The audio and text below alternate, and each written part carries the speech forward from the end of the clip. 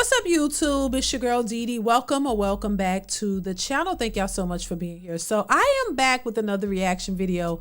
Now this comes from a woman who gives her HIV story. And you know, I thought this video was important to share because, you know, in the state that we're in, where, you know, STDs and all these diseases are on the rise, promiscuity is at an all-time high. People are so empowered to go out and just, you know, sleep with different folks and not really protecting themselves. So I think it's important to kind of bring this back to show people the potential of harm they could be doing to themselves in the name of empowerment, female empowerment, that you can go out and just, you know, sleep around or be promiscuous. And they seem to forget that these types of diseases are, they still exist and you can still get it. And you have to be very cautious, and maybe you should limit the amount of people you're sleeping with just randomly, not understanding that you could be putting your life at risk. So I'm going to stop talking. We're going to get into the video. But before we do, if you are new to the channel and you haven't subscribed, hit that subscribe button. It is free to subscribe. Donations.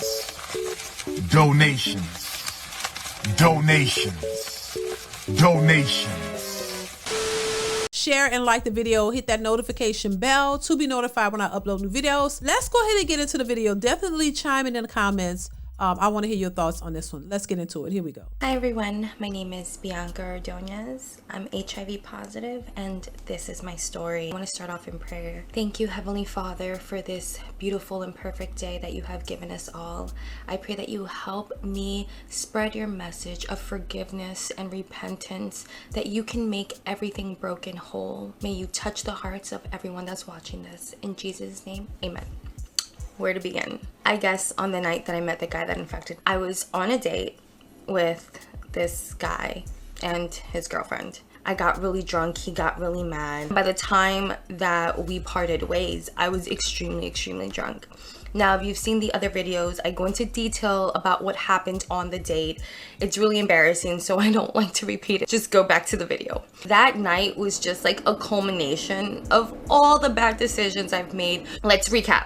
I'm on a date, the date goes bad. He does not want to see me for the rest of his life. So I'm not with the date anymore. I'm in the streets by myself, walking aimlessly because I was drunk. And so I run into a group of people, and knowing myself, I probably said something very disrespectful and out of pocket because that's how I behaved when I was drunk, which is why I don't drink anymore. It's gonna be a year in September since I had alcohol. Kudos to her, you know, for at least acknowledging that. And word to the wise is, do not get drunk out in public. Don't become so inebriated to the point where you don't know what you're doing and you're doing crazy things, because it could end you in a world of trouble. But at least she's acknowledging hers and she understands, you know, better now. Let's keep it moving. God for that. After that, I walk away from the people. I notice someone following me, and not only is he following me, but he's recording me on his phone. So I immediately feel very defensive and I feel unsafe. Woo! Okay, I sense that someone's following me. He crosses the street to get closer to me, and he has a phone in hand and puts it right in my face. I knock the phone from his hand. It falls onto the floor. He curses me out and then puts it even closer. So at that point, I feel extremely violated and I'm belligerent. I have a history of trauma with men, sexual trauma with men, childhood sexual trauma.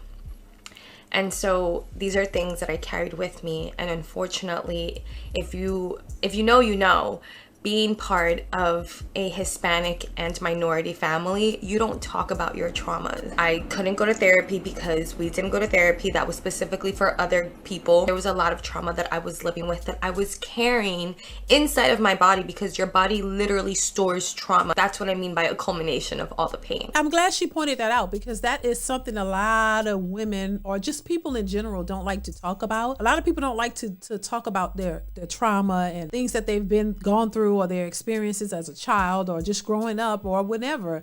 It's something that you don't really talk about, or we grew up not talking about it, and it just festers. Just because you don't talk about it doesn't mean it goes away. So it's still with you. It's still things that you're coping with in ways that you don't always realize. And it could come out in ways of lashing out, drinking excessively. Some people do drugs. Some people fight. Some people just have a lot of anger built up, in them, and they take it out on the people that's closest to them. So there are a lot of different ways that people express their hurt and trauma. That's how they're trying to cope with it without actually ever talking to someone or actually getting help for the issue. So they still linger and they come out in one way, shape, or form. That's why I think it's important to be self-aware, to become self-aware, know your triggers, know what's going on inside your head, know what's bothering you, and try to at least talk to somebody to vent about it, to get it off your chest, or go to therapy. That way it's not building up. You're not all boggled up with all of this, tension and this anger or resentment or whatever it is, that you're able to talk it out and release that, because all it does is turn into more anger and more bitterness and more frustration, and then you tend to take that out on the people that are closest to you. Let's continue. Has this phone in my face and it triggers something in me and I spit on him. I literally got the biggest loogie that I could find from the back of my throat and I spit on him.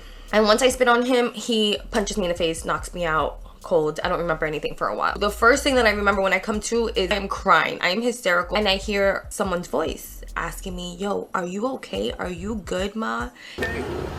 Are you okay? My eye is like so swollen. I'm recording on my phone, right? So I was like, oh, you want to record on your phone? I'm gonna record on my phone. This person who asked me if I was okay is obviously not the same person who knocked me out. So the person who was asking me if I was okay ended up being the person who infected me. He picks me up and takes initiative on trying to get me home. He escorts me to his car. People are also in the car. During the time that he is taking everyone else home, and people in the car are like, yo, leave her on the side of the road. I was probably still being belligerent, but I'm still a human being. So at this point, he's asking me for an address, but I'm not giving it to him because I'm drunk.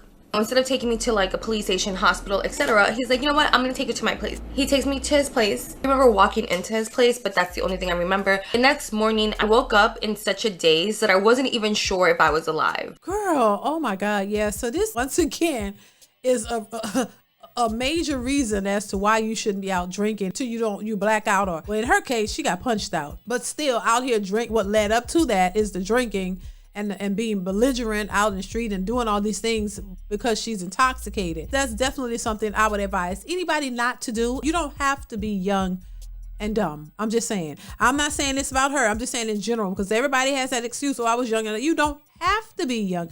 That is not like a prerequisite of being young. You don't have to be young and dumb. You could be young and smart.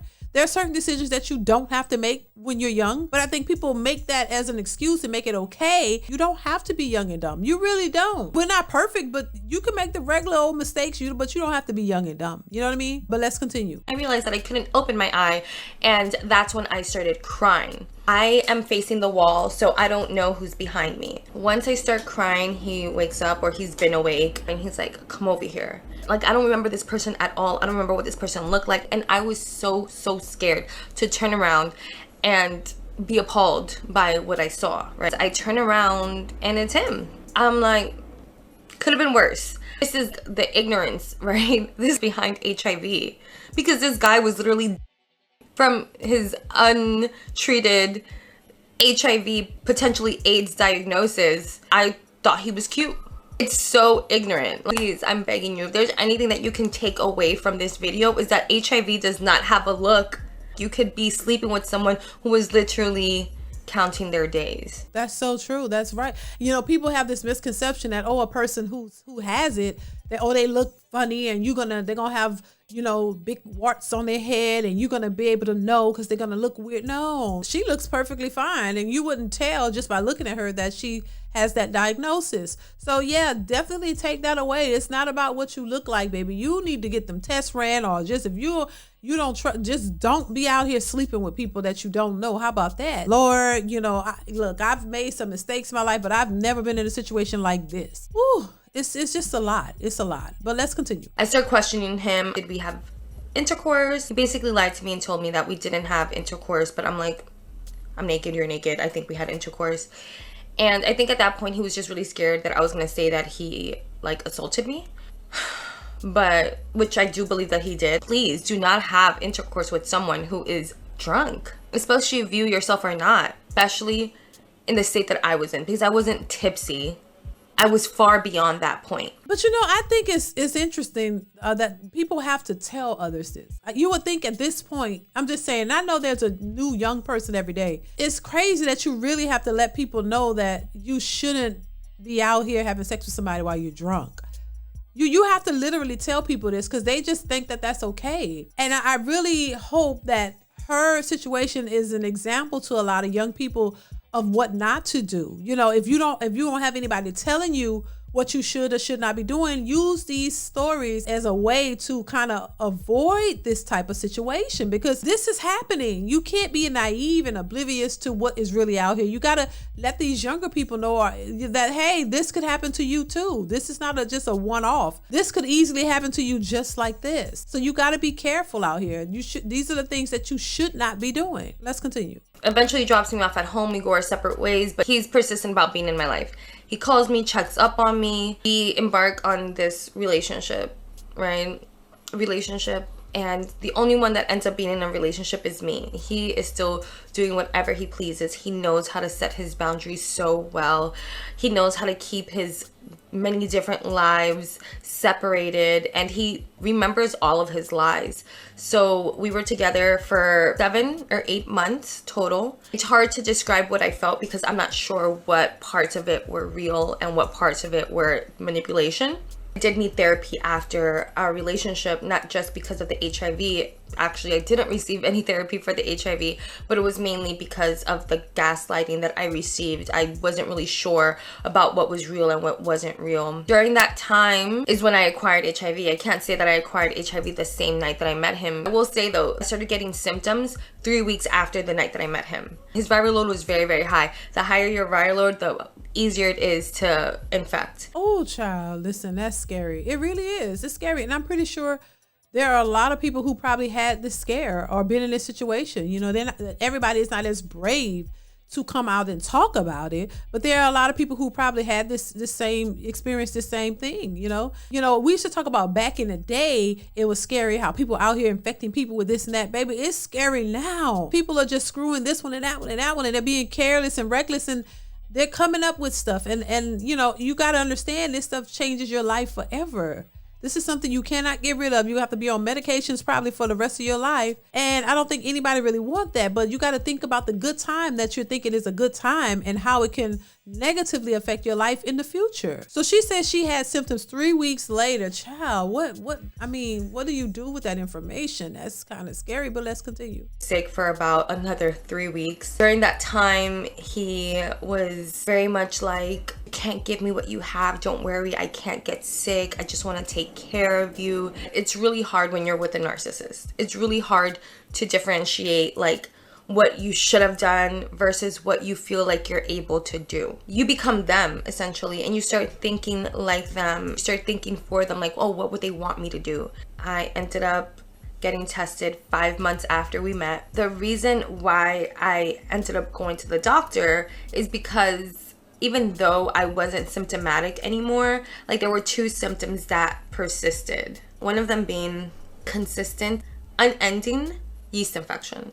So I would take clindamycin like maybe once a week. I would be good for a couple of days, and then the yeast infection would come back. Discovered that I had thrush, which is kind of like a consistent yeast infection. I'm not saying that everyone that suffers from thrush has HIV, but I'm saying like that was a symptom that I experienced. And then the second thing that was very odd to me was that it was so painful to have intercourse. Actually, he experienced the same thing too. During this time, he was very unwell, but I didn't know what it was. And I realized that I was in a lot of pain and that the clindamycin wasn't curing my yeast infection. I was like, okay, I don't have insurance, so I'm not going to go to the doctor, but I could go to the clinic and explain to them what's going on since it's down there. Maybe they have an answer, or they can refer me to someone else that can give me an answer. Mind you, I got tested the day before I met him. The entire panel came out negative. The night before I went to the clinic, I had this like gut-wrenching feeling that I was going to get very bad news.